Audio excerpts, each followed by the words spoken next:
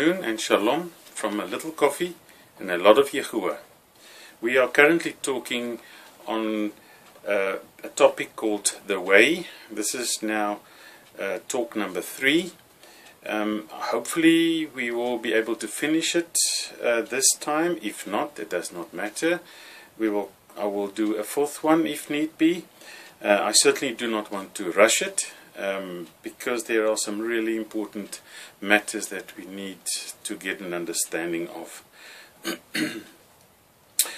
So, the way, we have established that there are other words that are better to use to give an understanding of what Yahuwah's will is for us. And the words is derech, which means that it is anyway.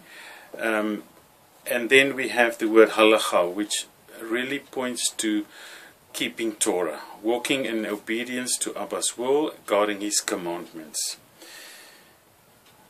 But the enemy is at work all the time, and he is doing everything in his ability to prevent Abba's children from coming to truth, to prevent Abba's chosen ones to obey. And he has various ways to prevent people for wanting to obey or looking to obey the truth. But Abba's desire really is to dwell with his children. Those that he created to walk with him in obedience with him, to dwell with them, to dwell within them, and to guide us into his truth. Having a wonderful relationship with us. But sadly, I speak to many people, and I have spoken to many people, and many Christians I've spoken to, and they always seem to be looking and finding a reason why not to obey Torah, or why not to guard his commandments, rather than looking for reasons to obey. And some of these is that if I speak to them about the Sabbath, which is the 7th day, they will come with all sorts of excuses that our Messiah rose on the 1st day. That doesn't change anything in Scripture, that the Sabbath should be changed. They say that the Bible calls the 1st day the day of the Lord. The day of the Lord is not the 1st day. The day of Yahuwah is the day when Yahusha returns. And everything is taken out of context through the deceit and the lies of the enemy. Looking at the 1st day, they struggle to find 3 days and 3 nights from Good Friday to the 1st day. As a matter of fact, they don't struggle, they don't get it at all, because it's not possible. Therefore, which means that Passover does not work for them, because the Bible says that our Messiah was 3 days, 3 nights in the heart of the earth. You cannot get that from the 6th day to the 1st day. It is just not possible. But they don't question why it's not possible. They don't want to find out what is the truth. And when you talk to them about it, they get angry. When I speak to them about the name of our Heavenly Father, this is His sacred name, they say His name is G-O-D. And if asked some of them, they don't even know what His name is. They just call Him G-O-D and L-O-R-D. And that is enough. But in the 10 Commandments, He says, do not bring my name to naught. And then they say, yes, but they are English speaking. They call Him by an English name. Specifically talking about our Messiah now. But His name cannot be J-E-S-U-S. Because the letter J is not more than 500 years old. Therefore, when Yahusha walked the earth 2,000 years ago, there was no letter J. Can't be called. It's a Greek name that. He was born a Hebrew. Then going on to talking about the commandments. No, they will say it is for the Old Testament, not for the New Testament. We have a new covenant, they will say. And then they say there are just 2 commandments. You shall love your mighty one, your God, with all your heart, being, and soul, and your neighbor as yourself. But if I take them to that scripture, which is in Matthew 22, starting from verse 36, it reads as follows. Teacher, which is the great command in the Torah? And Yahushua said to him, You shall love Yahuwah your Elohim with all your heart, and with all your being, and with all your mind. This is the first command, this is the first and great command. And the second is like it. You shall love your neighbor as yourself. And then they stop reading. But verse 40 says, On these 2 commands hang all the Torah and the prophets. So what does that mean?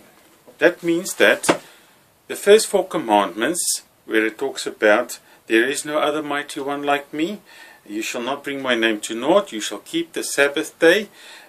So the first 4 commandments is about our Heavenly Father. And the last 6 is about your neighbor. So if you keep the first, if you love Yahuwah your Elohim with all your heart, you'll keep the first 4 commandments. And if you love your neighbor like yourself, you'll keep the last 6. Because we love them. So you can't get away with that either.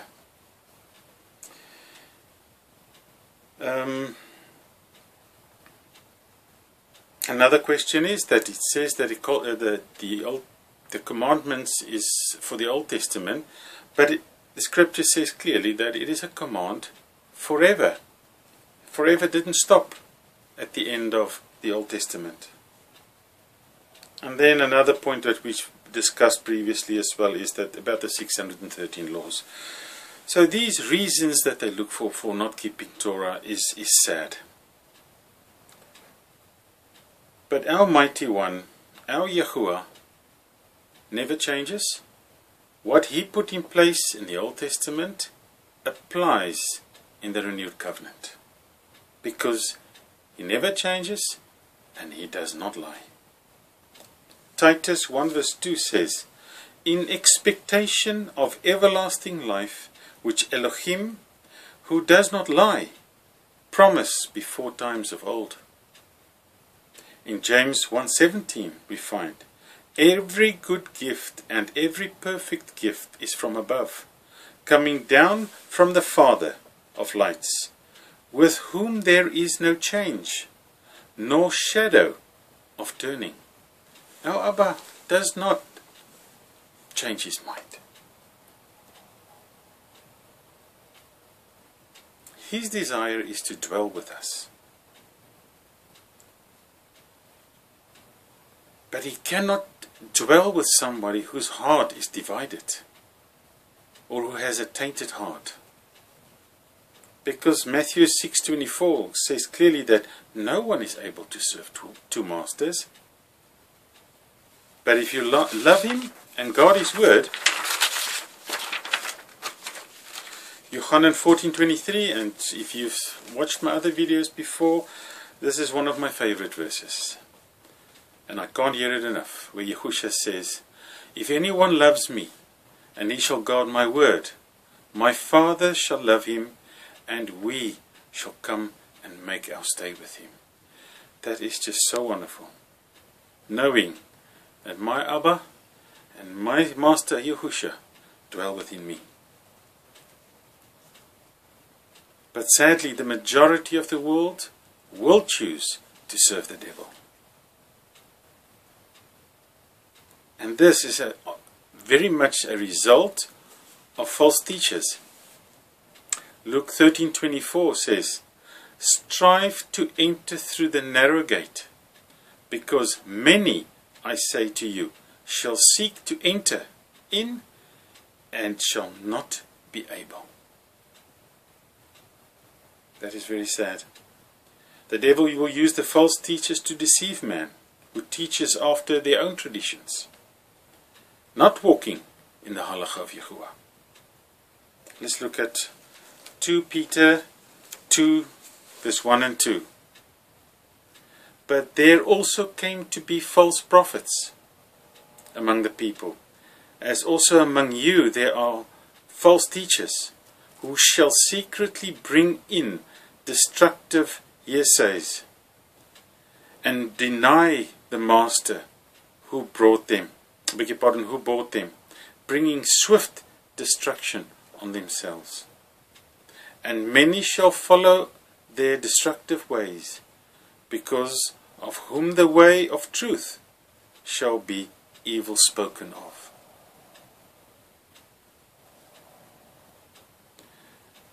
Many people will come to you and say they don't believe that the Creator will do these things to people.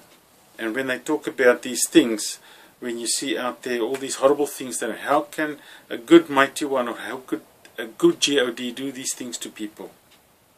It is not Abba doing it to the people. It is their disobedience that is the cause of this destruction. I will read to you from Deuteronomy 5 verse 29. This is Abba's word, and he says, "Oh, that they had such a heart in them, to fear me, to guard all my commands, always, so that it might be well with them and their children forever." So that it might be well with them and their children forever. If those are Abba's words, who cannot lie, who does not change, if you guard his command and you love him, it will be well with you and your children forever. If you think what happened with the flood, Abba destroyed all of the world. All of the world except for 8 people. And they were righteous people. It says in 2 Peter 2 verse 5, "And did not spare the world of old, but preserved Noah, a proclaimer of righteousness, and 7 others, bringing in the flood on the world of the wicked." If you continue walking on the walk of lies and deceit and falsehood of traditions of old that is not in the way of Abba, you have no guarantee that he will protect you. Yahuwah saved Lot and his family. It says here, "And having reduced to ashes the cities of Sodom and Gomorrah, condemned them to destruction, having made them an example to those who afterward would live wickedly, and rescued righteous Lot, who was oppressed with the indecent behavior of the lawless." Abba saved Lot and his family, but they were not to look back, and one looked back. And that disobedience cost Lot's wife her life. Abba expects and demands obedience. Many people who are believers are very confident in their walk. We must not be overconfident and rely on our own ability. That is a very dangerous area to be in. Because I've written down some examples of Abba's chosen ones who didn't make it. King Shaul, because of his jealousy and anger towards King David, or then to be King David, resulted that at the end he committed suicide. King Solomon, the wisest man in the scriptures, apart from Yahushua of course, He lost his way because he followed after all the wisdom that he had. He followed after his wives' mighty ones. And he was the final straw before Abba scattered them, the Israelites, all over the world. The rich young man that Yahushua spoke about, who kept all of Torah. And then Yahushua said that he had to give away his riches, but he couldn't. His riches became his mighty one. You cannot serve two mighty ones. Judas, who had spent 3 years with Yahushua, who knew Yahushua well, still betrayed Yahushua. We must remain humble in our walk with Abba. Always depend and rely on Yahushua. So what does Abba ask of us? What is his expectation? We read from Deuteronomy 10, verse 12 and 13. And now, Israel, what is Yahuwah your Elohim asking of you? But to fear Yahuwah your Elohim, to walk in all his ways, his halacha, and to love him, and to serve Yahuwah your Elohim with all your heart and with all your being, to guard the commands of Yahuwah and his laws, which I command you today for your good. Very clear there what Abba expects of us.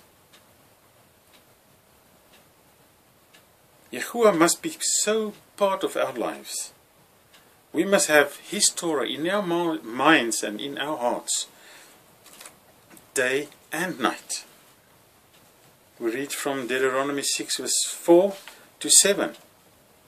And this first sentence is a very important sentence. And we must say this at least twice a day, every morning and every night.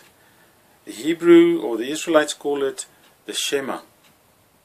It is, Hear, O Israel, Yahuwah is our Elohim. Yahuwah is one. Continue with verse 5. And you shall love Yahuwah your Elohim with all your heart, and with all your being, and with all your might. And these words which I am commanding you today shall be in your heart.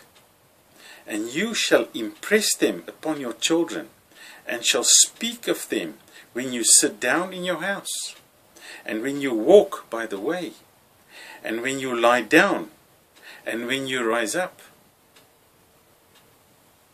You see, we must be part of Abba, and Abba must be part of us. We can't live a life separate from him. We can't go to work in the morning and come back in the day. There doing world and come home to Abba. It does not work like that. He expects us to guard his word and to make him part of our lives. In Hebrew 11 verse 6 we read, But without belief it is impossible to please him. For he who comes to Elohim has to believe that he is, and that he is a rewarder of those who diligently seek him. You have to seek him all the time, non-stop. And then I've read this one before, a little bit earlier, Deuteronomy 5:29. Oh, that they had such a heart in them to fear me, and to guard all my commands always, so that it might be well with them and their children forever.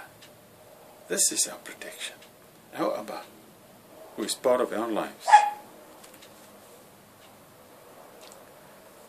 If you do well, that's great, but let's look at the following. In Genesis 4 verse 7 it says, If you do well, is there not acceptance? So the word is saying, if you do well, Abba accepts you. And if you do not do well, sin is crouching at your door, and its desire is for you. But you should master it. So what Abba is saying here is that If we do well, we're safe. But if we do not do well, sin is crouching at the door, waiting to devour us. We have to steer clear from sin, living a sinless life, or a life without sin. Yahushua spoke to the people in Matthew 5 on the Sermon on the Mount, and he explained to people when you would be a blessed person. And I suggest you read it, the Sermon on the Mount. It starts Matthew 5 from verse 1. And what I'm saying with that is that when we do right, we protect it. When we do right, we will be blessed. But what I want to talk about is what carries on from verse 20, where Yahushua talks about the higher Torah. Now, I've been talking all along that we have to keep Torah, but there is a higher Torah. And it is the following. I'll read it to you. For I say to you, that unless your righteousness exceeds that of the scribes and the Pharisees, you shall by no means enter into the reign of the heavens. Now we've got to think about this. What is Yahushua saying? We know that the scribes and the Pharisees were causing a lot of trouble for Yahushua and the disciples. But we have to remember, they were Torah keeping. They kept the Torah perfectly, where people saw them anyway. So what is Yahushua saying? We have to keep the Torah perfectly, but we have to be more than them. Let's read on from verse 21. You heard that it was said to those of old, you shall not murder, and whoever murders shall be liable to judgment. But I say to you, Yahushua speaking, that whoever is wroth with his brother without a cause shall be liable to judgment. And whoever says to his brother, Raka, shall be liable to the Sanhedrin. But whoever says, you fool, shall be liable to fire of Gehenna. Do you see what Yahushua is saying? You don't have to be a murderer to be a murderer anymore. You just have to call somebody a fool. That is the higher Torah. We have to control it here in our minds. We carry on with verse 27. You heard that it was said to those of old, you shall not commit adultery. But I say to you, that everyone looking at a woman to lust for her has already committed adultery with her in his heart. We can't even look at a woman with lust. Then we've committed adultery. That is the higher Torah. We don't need to do the act anymore. We just have to think about it. We're guilty. That is why we're getting back to the point. Our derech must be perfect. It says in Matthew 5:48, therefore, be perfect as your Father in the heavens is perfect. Now I know most of you that are listening are going to think, it's not possible. Well, you see, I read earlier that our Yahushua and our Abba cannot lie. And they do not change their mind. It is the devil that will come and tell you in your mind, and your pastors and your priests who say, no one is without sin. No one can be without sin.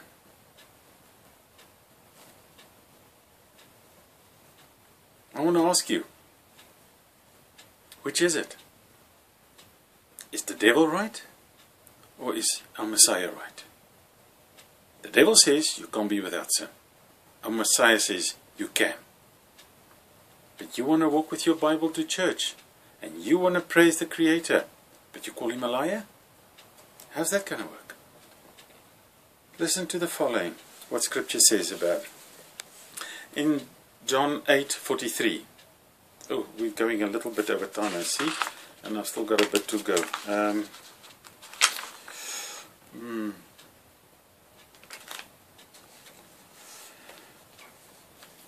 I'm going to finish. This one's going to be a bit longer.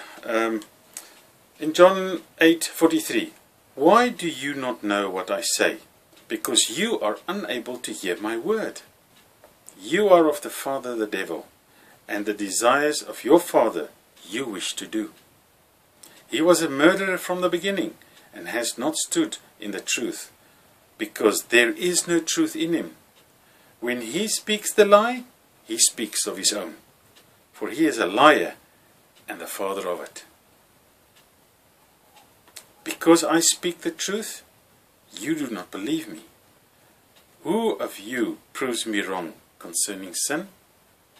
And if I speak the truth, why do you not believe me? He who is of Elohim, hear the words of Elohim. Therefore, you do not hear, because you are not of Elohim. I think I am going to stop here, because I'm going to rush this, and then it's not going to be good. I will repeat this, and I will continue from that on the next session. So I leave you with this thought. If our Messiah says we do not have to sin and we must be perfect, do you believe him? Or are you going to believe the devil who says you can't be without sin? Shalom, from a little coffee and a lot of Yahuwah, till the next session.